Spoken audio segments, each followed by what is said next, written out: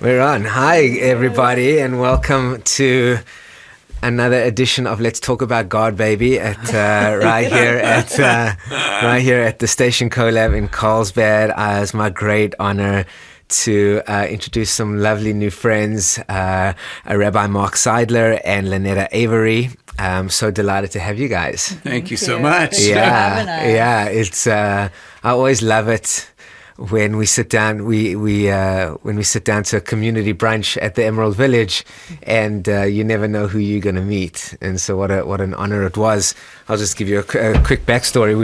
We were having lunch and taking you guys on the tour, and sure enough, you start talking about who you are and where you're from. The next thing you know, you're talking to a rabbi and his lay, and it's lovely. So, and they're authors and speakers and visionaries and luminaries. And do you want to give workshop leaders? You want to give? Why don't you give a little intro about who you are and what brings you to this time and space right here on this planet? Why don't you go first? Sure. Well, we've both been lifelong searchers,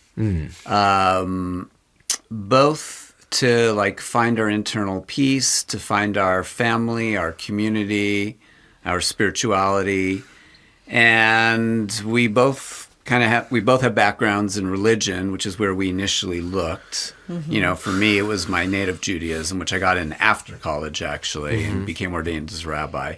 Lynetta grew up in Jehovah's Witness and spent about 25 years trying to get that to work. And we both found that traditional religion didn't work for us ultimately, and both left it to some or fully extent. Not all our major life questions were answered. I was asking some questions like, who am I? What's my purpose here? And I wasn't finding answers in my religion. And Mark's big questions, you had two big life questions. Yeah, who am I and why am I here? Yeah. Yeah. And then kind of third question almost was like, what's our power in this world? Like, what can we really do? That kind of became a big question also. Yeah, and so that's set you two on a course. Now, were those I'll speak to you directly, Mark. Were those questions that you had formed whilst you say you came to Judaism sort of after college? Is that correct? So were those questions that led you there? Was that? I mean, you were obviously on a path of discovery earlier on, or was it something? Were you looking for more of social community connection, and that's what led you to the religion? You know, there's multiple aspects to that search. You know, there's the intellectual. I actually remember, might have been during college, reading a book from Raymond Moody, Life After Life, where he talks about near-death experiences, and people describe something that's not what you get from traditional sources. And that kind of piqued my interest and almost started me down that path. So that was on I'd say the intellectual level. But then as I did during college and even in high school, have some Jewish community experiences that were just absolutely lovely. So there was that search for community. And then there was also really that, I'd even be more personal, that search for love, to really feel loved.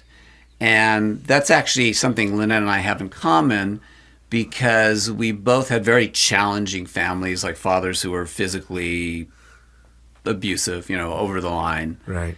And we both have kind of been searching for love.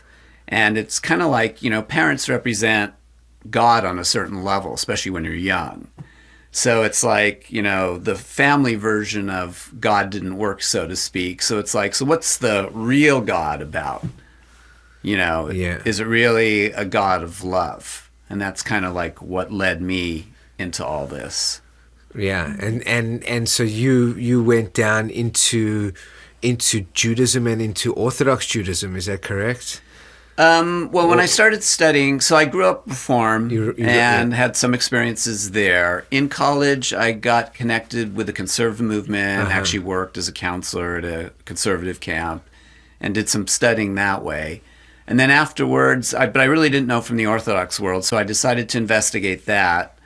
And I ended up kind of bouncing between Orthodox and conservative schools, both in Los Angeles and then in Israel. And then ultimately I decided to finish through the conservative movement. Got it. Ironically, because I thought I would get the truer picture of God through them rather than the Orthodox movement. Even though the Orthodox had more of a community, you know, and I felt the conservative choice would be lonelier on a certain level, I actually felt I had a better shot at finding the truer version, at least back then, of God and what it's really about to be a Jew. Interesting. Yeah. Because obviously I just went straight down the Orthodox path. So I'm curious as to why you felt that the conservatives would have a closer essence of the truth. Because I mean, ultimately that's what we're looking for, right? We go down a religious path, ultimately looking for the love of God, right? The love of love of all of it, the love of the essence, the feeling connected to the one, being like, oh my goodness, I found the divine, right? And the divine's within me, and it's within everybody, and that, and we're looking at as religion as a vehicle for helping us to get there, right? That was the intention, right? Didn't work out so well. Right. At least I think that is for. I feel like that's definitely the path that most people who become religious or who seek religion are looking for, right? I don't think, I mean, and yes, there's no question community is a huge piece of the religion and what religious communities offer, because they're wonderful in that regard. There's a sense of belonging, there's a sense of connection, there's a place you can go and worship. But I look at you and I see you're a man you're a seeker, and so I imagine that that's what you were looking for. So at that time, I was looking for, I'll call it a standard to live by. And I thought the, quote, divine standard from God would be the best way. Yes. And the reason I chose the conservative movement was I actually thought that the way they theoretically studied by looking at all of Jewish law over time in the context of what was going on in every society would get me, which would bring me to now and be able to say, well, yes, this is what religious Jews do, but that might not actually be true to what God wanted. That was kind of the way I was looking at it back then. Got it. So that orthodoxy hadn't really adapted. In other words, that the religion itself is more of a it's more of a fluid thing that can be adapted to time. And yeah, that definitely things changed over time, and that orthodoxy kind of pretended that there wasn't much of that, whereas the conservative movement was definitely saying, yeah, absolutely, Judaism was influenced by everything going on around it, and, worked its way with all that. Got it. Love it. So just to switch gears, Lynetta, were you raised Jehovah's Witness? Is that you were born into that? Well, from the time I was 5 years old. Your family's became... Yeah, my mom and dad studied. The witnesses came to the door, and my mom was feeling very isolated because she was raised Mennonite, and she had gotten pregnant out of wedlock. With me, and was sort of ostracized from the Mennonites and her family. So she was very lonely, and the witnesses came knocking at the door at the, like the perfect timing for her to find community and some. She felt all her answers were being answered within the Jehovah's Witness organization. Can you give me just a little bit of background about Jehovah's Witness and what's their theology, or what are they? Well, when they come to the door, they're really doing what they call a separation work. So it's to see which ones are the goats and which ones are the sheep. It's called the separation work. So if you're interested and you want them to call back, they say, oh, this is a possible sheep. And what they offer you is paradise on earth. That's the way that they bring people in, is by showing them the beauty of this earth and that we were intended to live on this earth eternally. Just because Adam and Eve had a little skirmish. They had a little skirmish there. Yeah. Doesn't mean God changed his design, his plan. Okay. For us to all live on earth, and that when this earth is restored to a beautiful paradise, nobody will get sick. There will be no more wars. Even the lamb and the lion will sleep together. And everything will be a perfect, beautiful, heavenly paradise on earth. Okay. And the heavenly class of 144,000 will go to heaven, and they are those that have been on earth and they know about the challenges we have, and those chosen few will go to heaven and rule as judges and priests over those on earth. So people say, well, we don't believe that, the witnesses don't believe that you go to heaven. Some do, but they believe that our real true purpose was to live on a paradise earth, and that we would have heaven on earth in the original plan. Right. And who's the prophet? I don't know much about Jehovah's Witness, so I'm grateful for your wisdom and your knowledge. Who is the founder? What doctrine or dogma do they follow? Is there a set of laws, or we know Mormonism came down, and we know that there's where does the Jehovah's Witness? Well, they used to call them the Russellites because they really came from Brother Russell, who he, I guess these messages came through, and they call them the governing body, and they live in New York, where there are men that get direct messages from the Holy Spirit, and they call them the governing body, and they're the ones who lay down all the, let's say, the laws and rules that you live by. Still today. Yeah, still today.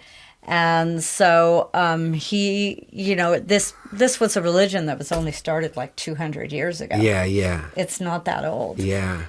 But they were called Bible students way back when, and then they were eventually called Jehovah's Witnesses. Is Jesus a prophet in the narrative? Jesus, absolutely, they believe in Jesus, but it's not as the Trinity, not as most Christians believe, that there's the Holy Spirit, God, and Jesus are all one in the Trinity. Yeah, right. They believe that Jehovah God is the Father, Jesus is the Son. He came to earth, and the Holy Spirit is that life force energy, that unseen spirit that is, they're in union. It's about right? But they're not one being.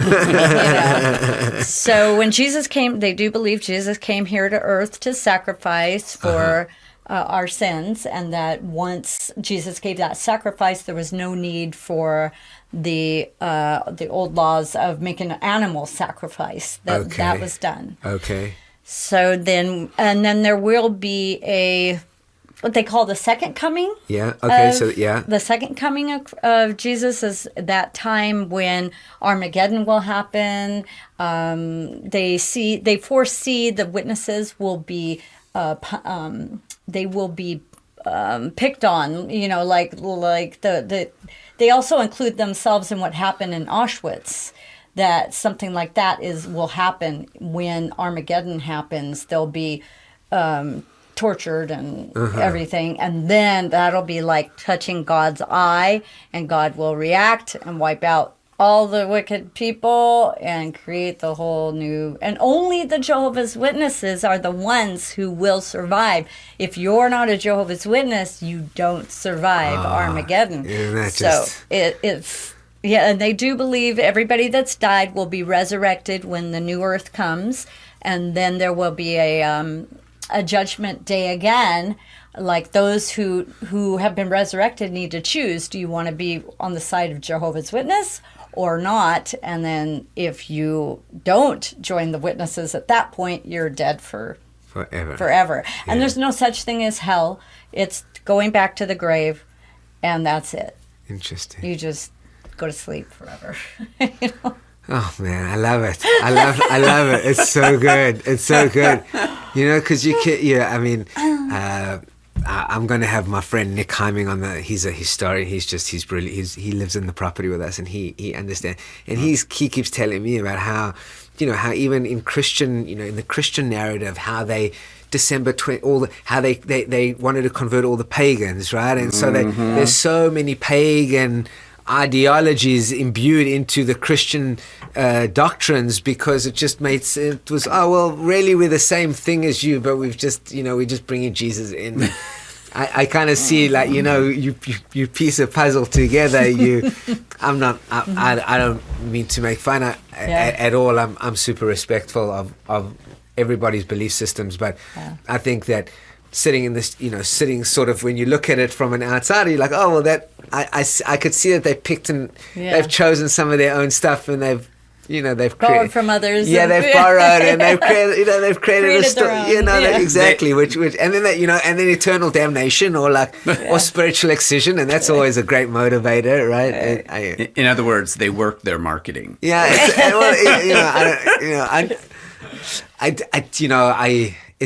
You have a show like this. It's so important to just remain respectful, because people really take this shit seriously. Well, both of us used to. You go back 20, 30 years ago, we were totally committed to our respective religions. Oh, yeah. I believed it. I totally believed it was true, to the point where I didn't even look up the scriptures. That, the organization has all their literature, and they would have scriptures, and you're supposed to look it up to have the Bible back up what they're teaching. But I'm like, I believe you guys wholeheartedly. I don't need to look at the scriptures. Sure. But then one day, I overheard somebody say at one of their big conventions, you need to read the scriptures and question everything. So I just read the scriptures and didn't read their literature. And boy, that's where I found the discrepancies. It wasn't measuring up to what I was reading from the scriptures. It didn't go together. Yeah. Yeah. Yeah. And it's funny, because I had the same thing happen. I studied with a rabbi who also said, question everything. So we both had one individual who gave us the idea, don't just accept everything, like really looked into it for yourself. And ultimately that led both of us away. Yeah. Yeah, and I love it in your book. You say, one of your opening paragraphs is, believe as little as possible, and I hear that. Yeah. I hear that. And believe what truly empowers you. Yeah. Like, choose your beliefs wisely. Yeah. Can you elaborate more on that? Give us a little bit more insight into really what you mean. Yeah. So it's interesting, because both Lynetta and I had we let go of the traditional Western religion. Right. And we both, have been on a lifelong search, 20, 30 years since then. And we've really looked at all kinds of different areas to say, so if it's not necessarily, traditional Western religion, are there other sources that really give us the real scoop on God, this world, the other world, if there is such a thing, souls, what we're doing here, what's it all about? And certain things we both looked at before we met. We've been together 5 years now.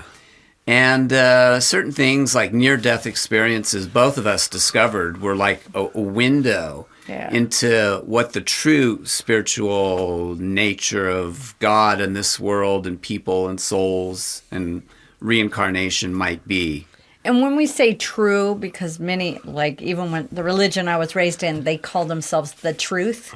And true for me is, does it feel in alignment? Does it resonate? Right. And I don't know if some people might not be familiar with those terms, but it's a feeling that you get in your body that's like, oh, this feels like home. Yeah. That's what it feels. Yeah. Is that a good way to explain? I think that's great. I think that's a great way. And my truth may not be your truth. Yeah. Oh, absolutely. And that, I think I think that that's the fundamental. That's the fundamental issue that maybe I have with religion, in particular, and very dogmatic and very fundamental. It's fundamental. In other words, there's no Orthodox Judaism was a good example. I speak to that from experience. The ultra Orthodox wear black and white for a reason. I think it's very metaphorical. It's black or it's white. There is no there are no grays. There's no subjective reality here. It either is or it isn't. It's either a positive commandment or it's a negative commandment. There's nothing that really lies in between. And I think that this ability to go, well, this feels really good for me, but my truth may not be your truth. Yeah, actually, we've totally discarded the word truth. We don't even use it anymore. Because truth is because it's subjective, right? Yeah, there's we don't believe in an absolute truth. We actually believe that God created us to create. So we would actually use the word creator now instead of truth. Yeah. Like, we're here to be creators, and God has empowered us to be creators. And what you create may look totally different from what Lynetta and or I create.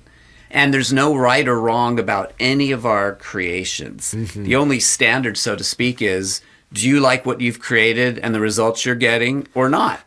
Right. And if so, well, let go of that. Try this instead. Yeah. And that's how we look at everything. So it's like a belief. We do have some foundational beliefs. In fact, we're just now releasing on YouTube a series of videos that I recorded called The Spiritual Foundation. It's about 13 short videos that are just like, these principles are like the minimum we found to be very useful to live by. Yeah, give me a couple. You want to share a few?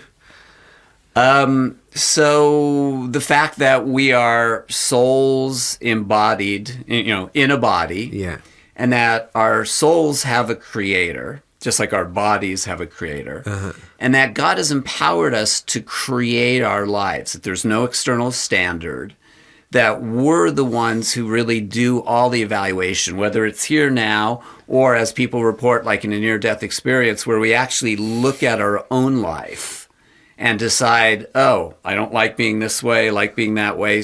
And when people come back, they're almost always changed. Like, they don't live the way they did before the near-death experience. Sure.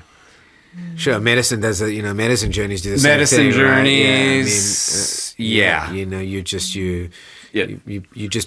You're able to see things. You just when this object reality is like, there's an ability to break that. There's an ability to say, well, wow, to change perspective. And I think that's really how I view a near-death experience, is or out-of-body experience, or deep medicine journey, is when you get to extract yourself from yourself. You get a soul's view of yourself. You get a whole new perspective, and you don't come back the same, right? You fundamentally absolutely. change. And any challenge, I love having practical, like, this is a very practical way to view, is to have a soul awareness, because any challenge we have, let's look through the soul awareness lens.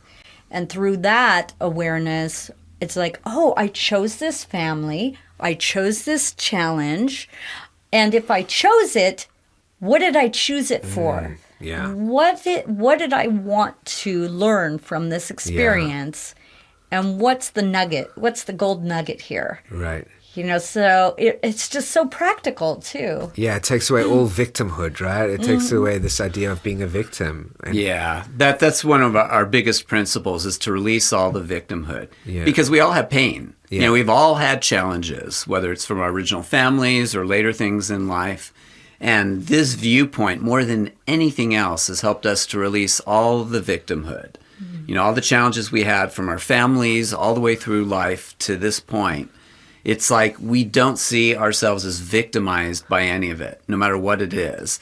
And instead, it actually becomes something empowering. It's like, if I chose this, and I chose it intentionally, then wow, I wanted this creation, no matter how painful it is. And as Lynetta said, so what do I get out of it? So it turns everything around to being empowering.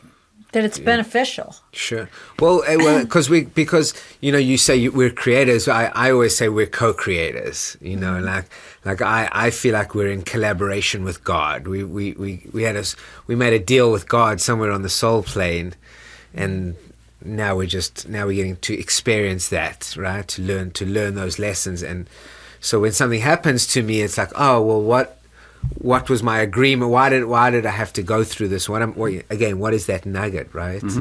Yeah, co-creators with God and other people, of course. Absolutely, because you're a huge co-creator with other people. Absolutely, your whole life is about that. Yeah. I mean, you mentioned Neil Donald Walsh in your book, and I mean, the funny thing about Neil was that he was the catalyst for he was the catalyst for my moving out of Orthodox Judaism. I had a crack in the shell, and his book Conversations with God really widened it up. It really opened it up for me too. And he talks so much about this relationship with God and the co-creation in it. Yeah. What was your experience? I'm reading his latest book on what God said, and he's really going through each principle again. And when I read it, it was like, oh my gosh, you mean it's like we get to create God? It's like, even the 12-step recovery program I went through. When I went, they said, if the God that you have isn't working for you, then borrow your sponsor's God. Right? And it's like, wow, so they're really saying that God is our creation. We've created God in our image, and instead of the other way around. I know, right? Yeah. Which I don't know if it's in the Old Testament, but it says that God created us in his image. But it's like, no, really, we've created God in our image, because God doesn't have an ego, and we've created a God that has an ego. Yeah. That's judgmental. Yeah.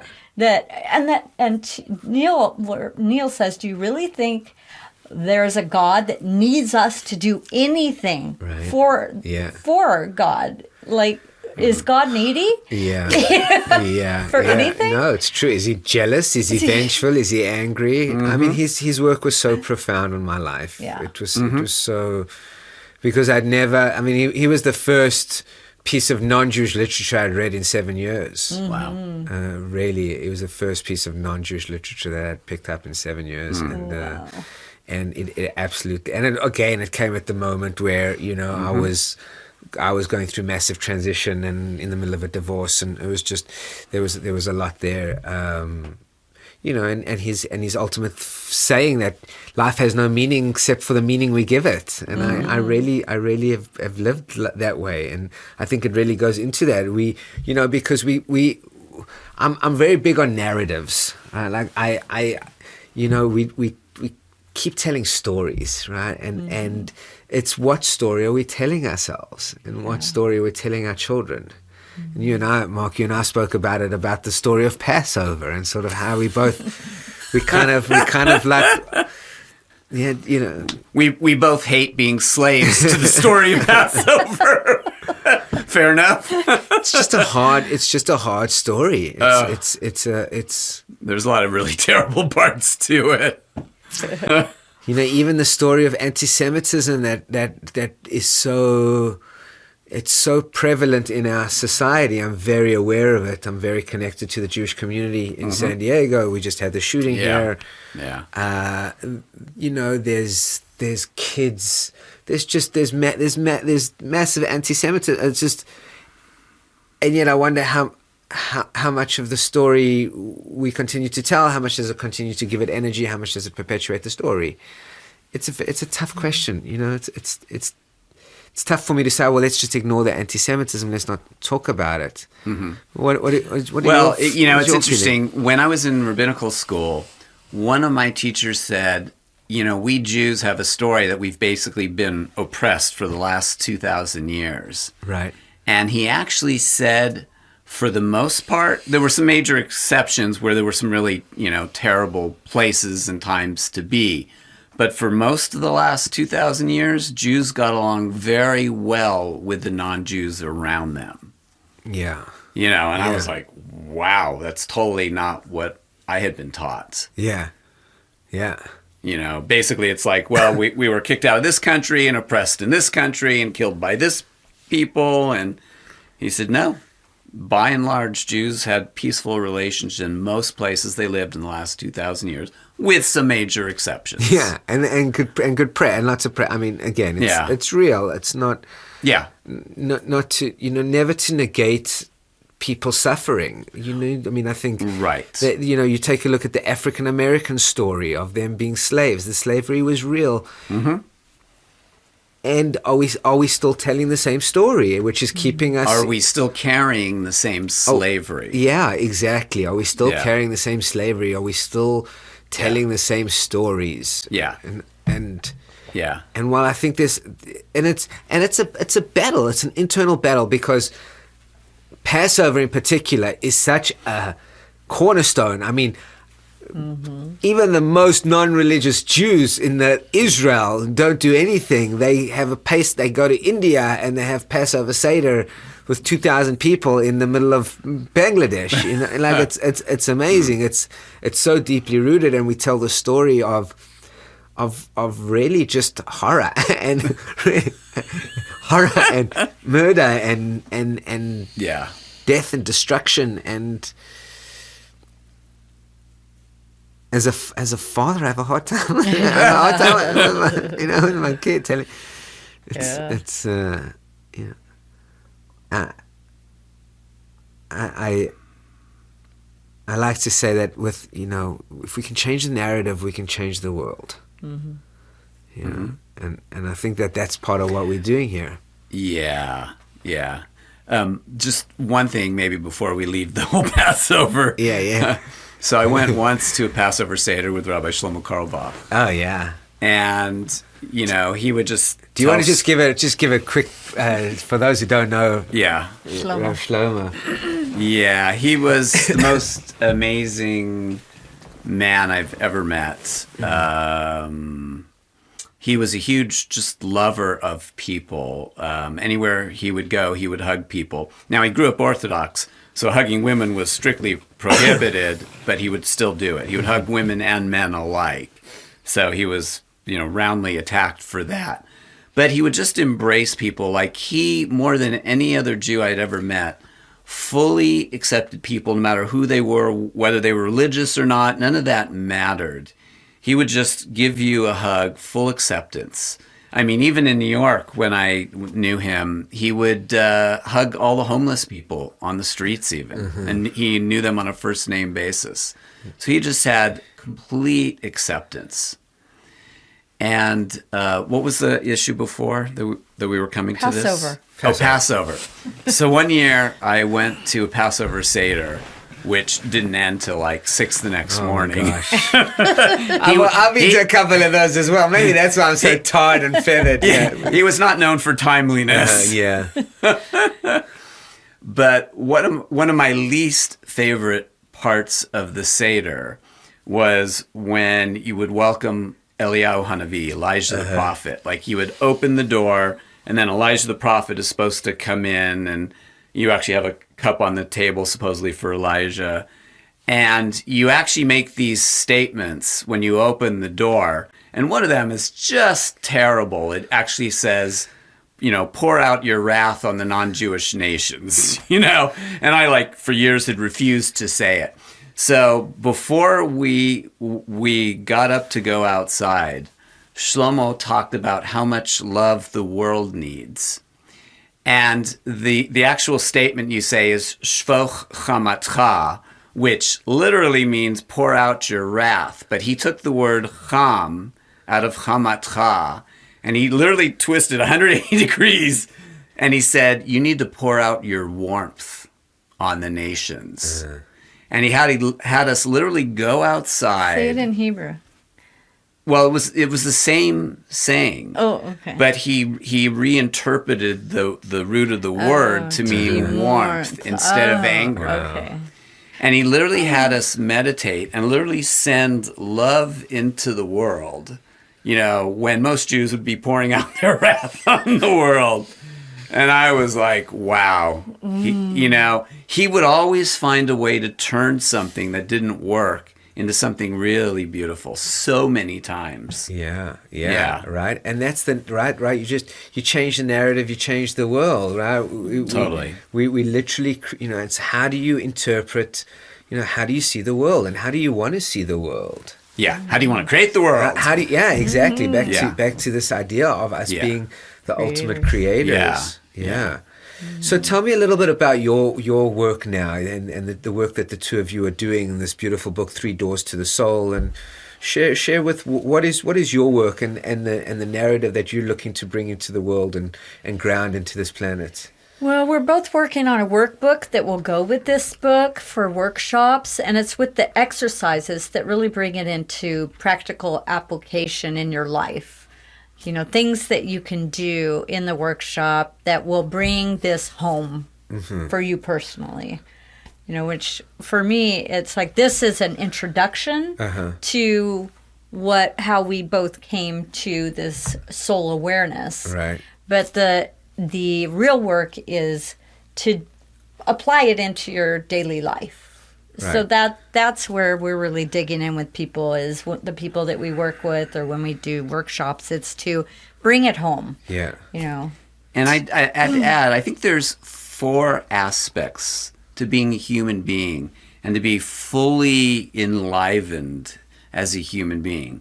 So one is the intellectual, to kind of get those basic beliefs that really support us all, you know, which is what we bring here, in the videos that we're just releasing now on YouTube. Another aspect is the body aspect, just how to deal with our bodies. And Lynetta's really focused on body aspect. Yeah. She's really into yoga, chanting, breathing, meditating. I'm a little behind on these. She's my leader here. But really, like, bringing the body into just full balance, full peace, then dealing with the emotional stuff, dealing with our heart. And anything from the past that we're not at peace with, it's like bringing full peace to the past, just releasing any hurts that we're still carrying around. And then getting to that place of empowerment, like, okay, I've owned it all. I'm the creator, the wanter of all those difficult experiences. Now that I've resolved them all, how do I want to use my power to create? What do I want to do in the world? And I see music as being the channel to Yeah, really we're just bring starting you to sing and play together. Yeah. Yeah. So it's a 4-quadrant system, right? Mental, emotional, physical, and spiritual. Yeah. Right, which is not unique, but just we keep coming back to it to really show that truth is truth, right? We are these sort of 4-dimensional beings, right? And all of them have to be activated. Oh, and bringing in music where I sing Sanskrit and Mark brings in the Hebrew word, and we combine that together. Yeah, it's kind of like taking these 2 ancient traditions, you know, and some people have the, you know, Indian tradition, which goes way back, and some of us have the Jewish tradition, and finding so much commonality. Like, we actually have both just been reading Yogananda's book, autobiography. Yeah, autobiography of a yogi. Yeah. Oh, great. And I was just struck by how many parallels there were between the gurus and the Rabbis. And it was like, wow, there's a whole nother tradition which I basically didn't know from, with a lot of parallels to them. And it's like, you know, since we're not, you know, on the truth path anymore, or this is the right way and everything else is not, it's like, so let's just take the best from everything. Yeah. You know, and let's use this aspect from here and this from here, and let's just bring it all together and show people how it doesn't really matter.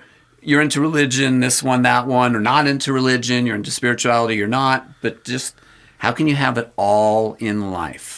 All 4 quadrants, as you say, no matter what the source is.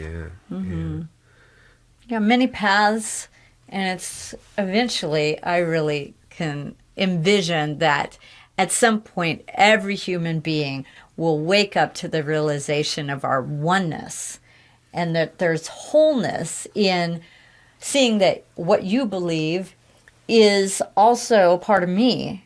And the whole world, that we're all interconnected so beautifully, that there is a wholeness in embracing each other as one, ultimately. Ultimately, Right? yeah, absolutely. Yeah. And how do we do that? How do we make that happen? Because I think what you're saying is so true. You're seeing it in the Sanskrit and in Hebrew, but how much of it, in the essence is between all between all people is so similar, and how do we begin to activate that on a more global level, or a more? Well, I'd say, and this is what I got from Shlomo, is you speak to people's souls. Mm-hmm. You really just go deep, and that's what Shlomo's melodies did. It's just like everybody's got their place inside where they have their stuff. Yeah. Mm-hmm. And you speak to that place, and you acknowledge it, and you acknowledge there's nothing wrong for people feeling what they feel. Yeah. Everybody inside has a place they feel bad about themselves. I've done this wrong or that, and not enough of this, too much of that. It's actually our third video on the YouTube series is about why we feel bad inside. But so what you do is you speak to that place, you have your acceptance of it, and then you actually turn it and you show how the things that you feel bad about, there's actually values we're all holding inside that are actually a good thing. And I'll give you an example. Like, how a lot of people in the United States have made this huge issue of gun control. Mm-hmm. Now, I have no interest in guns, but I understand that the people who are very into them, a lot of them do it because they have a genuine fear for the safety of their families. And they feel that having guns may help them protect their loved ones. So even though that's not the path I choose for myself, I get that they actually have a strong value of protecting family. And I believe in that also, right. But I just don't believe that I need a gun to do that. So it's like when you take away the judgment of however anyone is being, it just like opens up a space where we can just all chat and say, yeah, here's what's real for me. This is what's important. This is what I worry about. And when you just have that full acceptance, then... The more that each one of us have full unconditional love for ourselves and full acceptance, then we can be with another person and we don't need them to change. Yeah. Because my view and idea of what I think they need to change isn't taking into consideration everything that they've been through, what their soul agenda is. I don't know what their soul agenda is.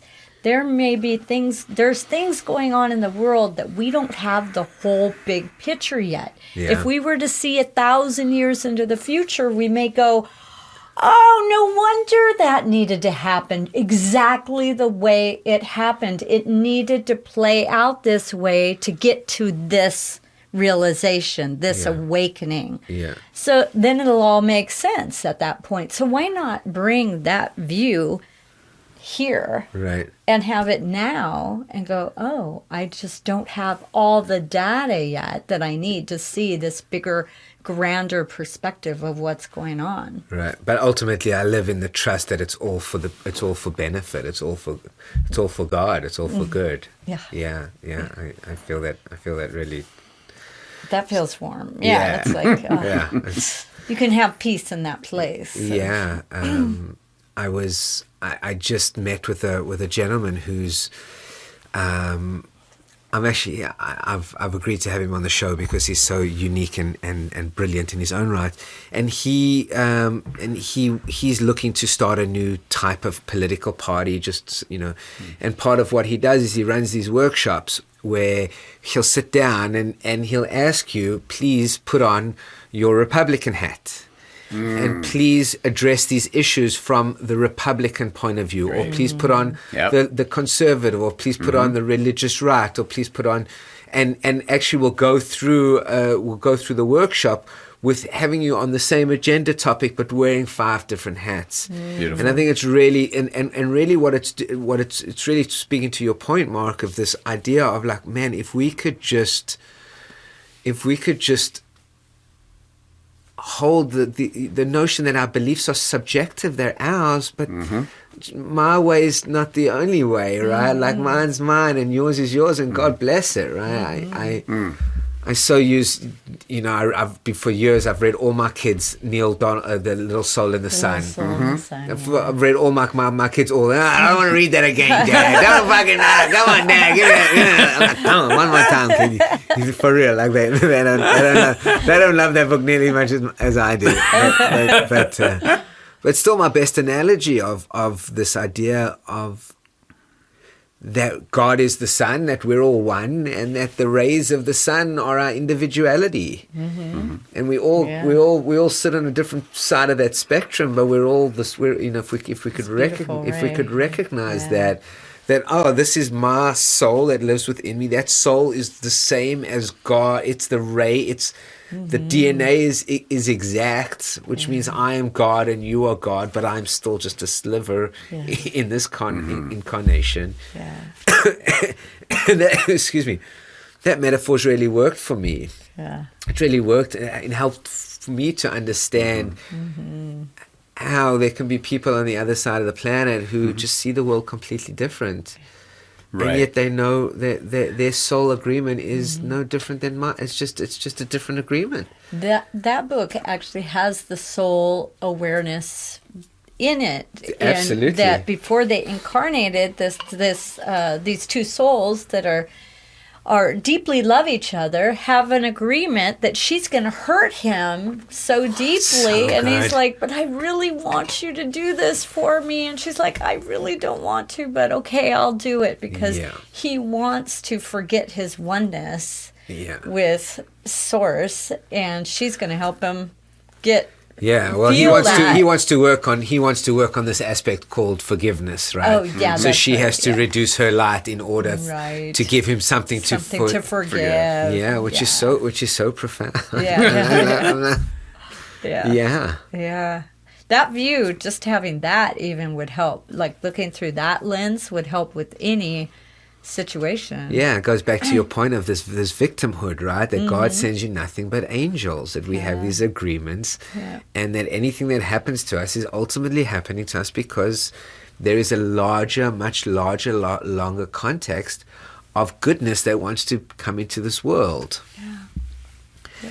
And so I'm still asking the great question, like how do we get more people to see this, and what are you guys doing? You're on the workshop, you're on the festival scene, and how are you spreading your message and we're your love? We're going to be at One Love in Jamestown on the 31st. Well, to put it in big context. Yes, in the big context, yeah. So 3 years ago, we moved full-time into an RV. Okay. And our intention was to get out in the world and travel and meet and teach and do workshops and really just love people and help them advance spiritually. Okay.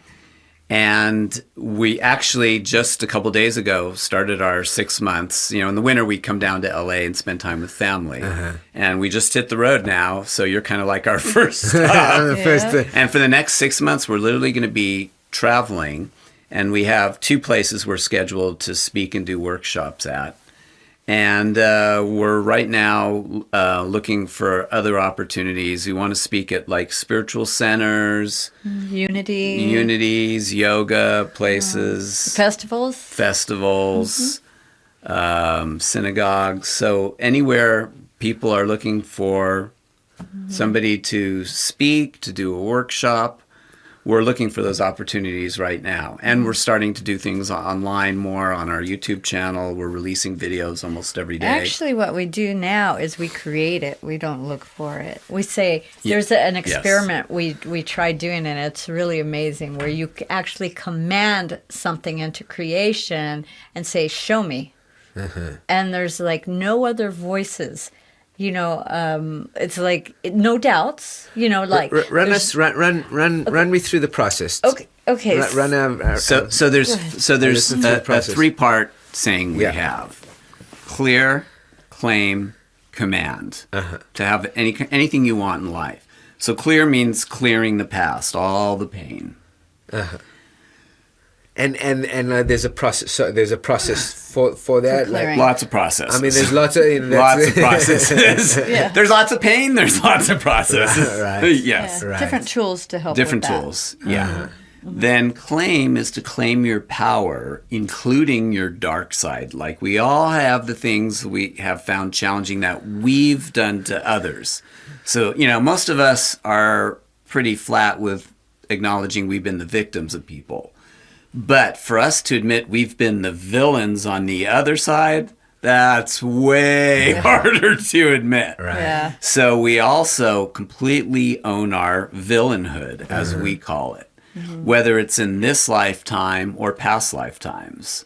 So in the book, in fact, I share some things I did in my first marriage where not having the tools I did some nasty things with my former wife. Because that's just where I was at, didn't have these tools. Sure. And in past lives, I've done some really horrific things, which I'm aware of now. Yeah. So claim is to fully claim your power, meaning really getting to a place of compassion, of understanding of why we have done the things we've done where other people have been hurt. Mm-hmm. Yeah. Embracing our shadow or dark side. Yeah. Yeah. And that has you really embrace your power and get that you did whatever you did because you didn't know what the impact was on the other person. But now, if you've been on the other end of it, where you've been you've had somebody do something hurtful to you, you know that it doesn't feel good and it hurts. So you learn that, there is a purpose in even when we were doing, villainous stuff, we were learning about how to treat people and how to have compassion and get that we're hurting them hurts ourselves. Right. So once you can embrace that part of you that has done these, used your power to hurt people or objectify them, then you can own how powerful you are without the fear that you're going to hurt somebody with it. That's a huge challenge for most of us. Yeah, it disempowers. That's the major link there. Yeah, right? We're afraid we have some knowing of how we've abused power in the past or how others abused power, and we're terrified we're going to be that. So we'd rather be weak and small. Right. So in fact, a lot of us who are healers, teachers, therapists often struggle in our businesses. And my understanding is it's because of our fear of fully embracing our power, because somewhere inside we know either this lifetime or very often past lives where we've abused power. And that's why we're not being effective in this life. And both of us have had that till recently. So we really fully claimed our power and said, yep, did that. I own it, understand why. And now I'm fully embracing all my God-given power to do whatever I choose. And we're not afraid we're going to abuse anymore. And that is, oh my God, it's almost like that brings you to the doorstep of being your own full godlike creator in your world. When you get to that point. Yeah, I hear that. And then the command is whatever you want to create that you want to show up in your life, you command it from a place of, it's like royalty, sovereignty. You're really sitting on your throne and you're fully embodied, embracing all of yourself. And then you say, this is what I'm having. And it's like the arrow goes straight to the target with no distraction. There's no other thoughts that are distracting. No voices that say, no, you can't have that. That's not going to work. All that stuff gone. No doubts. And then miraculous things happen. Miraculous things. Yes. So we did this with money because we were really tired of the whole money thing. Where's the money coming from? Good old cash. So we said, show us the money. We didn't say how. We didn't say when. We said, show us the money. But we said now. Now. We did say we're now. We're tired of waiting. So I've done a lot of work around money. So my question is did you do your clearing around money? In other words, we've done all the clearing work. Any limiting beliefs, 5 years now, almost every day, if we find a limiting belief we've been carrying from the past, bam, we clear it out. And a lot of it is inner child work. So much of it's working with the child. And in my childhood, there were so many arguments around money that I thought money was this big bad monster, and I just wanted nothing to do with it. So I thought it meant, you just cast aside money. But it's like, no, it's not the money. It's what people do with it. Yeah, yeah. Money is a neutral energy. It's an energy, yeah. And that's. I mean, the money is so, it's supercharged. I mean, it is. It's probably one of the most charged, right? Because it's such a prevalent energy in our lives, and there's so many. The first thing we did in all of our workshops when we were doing with money is what's your relationship to money, and really delving into the inner. What was your mother's belief systems around money? What was your father's beliefs? How was you raised? What were your teachers? What were your main contributors? And what blueprint did it form? Because we can talk about like clear and command and what was the middle one? Claim, and command. But if we've got old programming, right, corrupt programming, and I think that's why the clearest... Well, clearing is clearing the programming. That's what it's about. Exactly. Clearing is clearing the programming. Yeah. And claiming is really like, okay, cool, I see it, and I'm going to claim my new, I'm going to bring in a new set of directives and programming, and then I'm going to command what I want from that space. So I can understand it from, I like it. I like that. I like it. I would say that you could replace the word money with power, love, and wisdom. Because it's really a representation of our power, what we do with our expressing our love. Because many people express love with buying things for people or buying gifts for themselves, and that is their expression of love. Or it's an expression of power when people can use it to manipulate things to work the way they want it to work. That's power. So it's like, and then bring wisdom into it. Then you have the wisdom of how can we take this creation of what we're calling money, which is just a tool for energy. How can we put it into a place where it's going to be beneficial for everyone on the planet and the long term, looking ahead? I'm part of my mission is really, my work, my extensive work with money, and now my extensive work with God and spirit is this idea of really helping people to start exercising their muscle of tithing. I feel like we've lost as a society, and that's why you see the Mormon church, the churches that do so well, because they really have. But I think for a lot of people, we've sort of forgotten, or we don't feel like there's enough, or we're not abundant enough. And one of the the direct relationships between God and tithing is so real. If we can understand that our giving back helps nurture the soil that ultimately creates new life, and that there's such a beauty and power to giving, it really is something very special. Neil Donald Walsh, he says, if you want to create something for yourself, create it for somebody else, and then you'll. That's how the nature of the law works. Whatever you're wanting.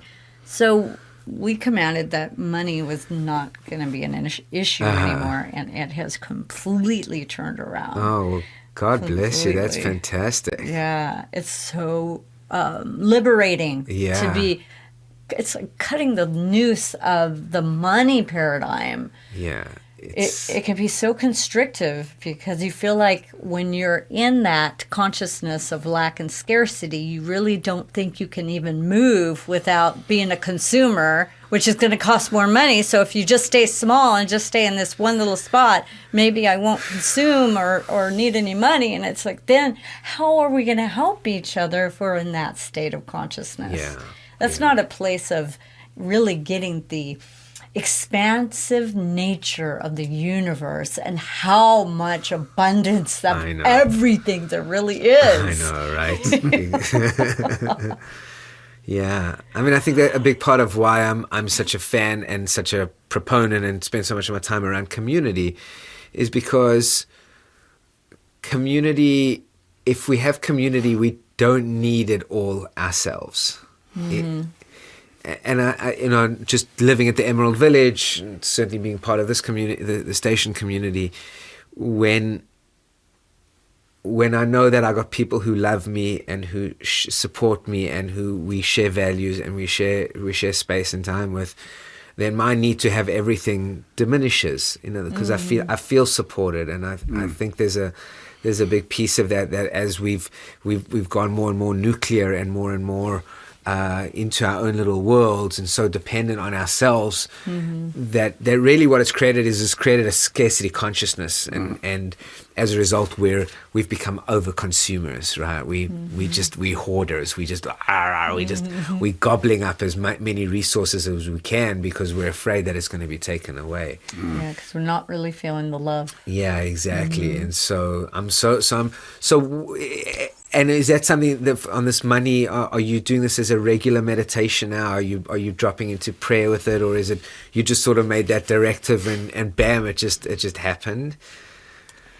Well, whenever one of us gets into fear around it, we have a commitment to each other to speak it out loud. So if he's ever in a place where he's worried, and it was happening almost daily for years. Yeah, I'd say that's been one of my lifelong challenges. Yeah. It's like this undercurrent of worry, particularly, I'd say money was the biggest thing. And I can trace it back to my family, and so I tend to have it come up more than the Lynetta does. Yeah. Especially he feels responsible for us. Oh, yeah, I've always been the financial provider, like in my former marriage, in any relationship. So, yeah, I'm like a big protector. Like anybody I've taken under my wing. You're a Jewish man, right? Yeah. Like it's not, you're not alone. I mean, I think you're a man. I think we work so hard on these masculine and feminine constructs. So you're a man, you're a Jewish man, you grew up in you're trained to be a mensch. You're trained to be a provider. You're like, it's so built into our society. Yeah. And I love it. Like I love being the provider, the protector, I love that. Yeah. But at the same time, it does have its burden part too. Yeah. When I just see, as me versus the whole world, and I got to figure it out. Yeah. So and it gets in your head, like you get spinning in your head. Yeah. So, for me, like learning to rely even on my wife and then on community is like a really pretty new thing. Yeah. That I'm just kind of like dipping my toes in, like, okay, let's try this out a little bit.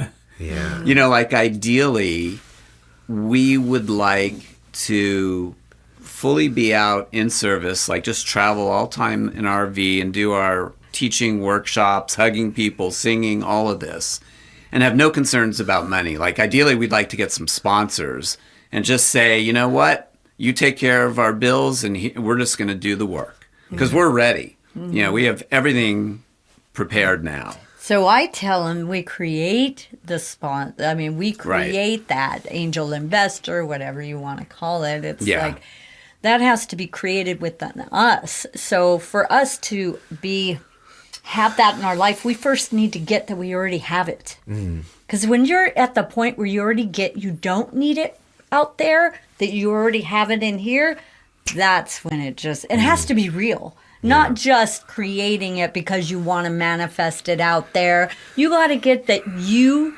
genuinely are the genie in the lamp, and that you can snap your fingers and you already get that you are it. Yeah. And then that's the magic. Yeah. You feel it feels like you resonate with that? Yeah, I'd actually just like to just take a minute and just like I just would love to just sit with that and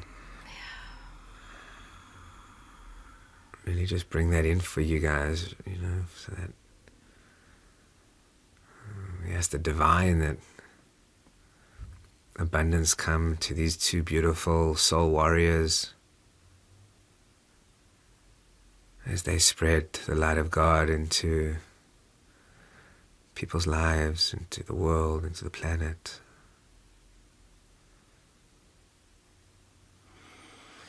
And that abundance flows. They may continue to do your good work, God. Amen.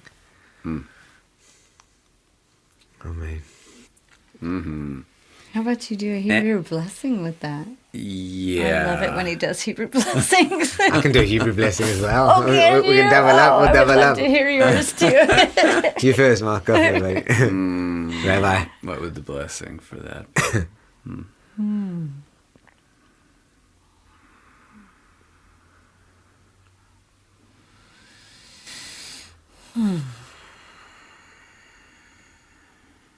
Okay.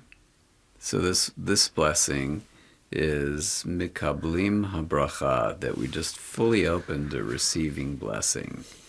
And there's a story Shlomo told Rabbi Good Shabbos, which I'm not going to tell now. It's a long story. It's a long story. One of the most amazing stories I ever heard from Shlomo. But the melody comes from Rabbi Good Shabbos.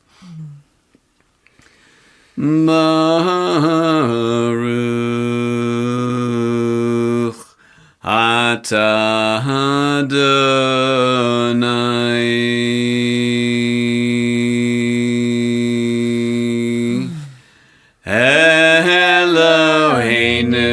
Eloheinu melech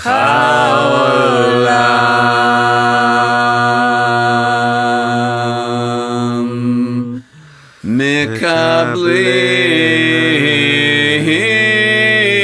mikablim habracha.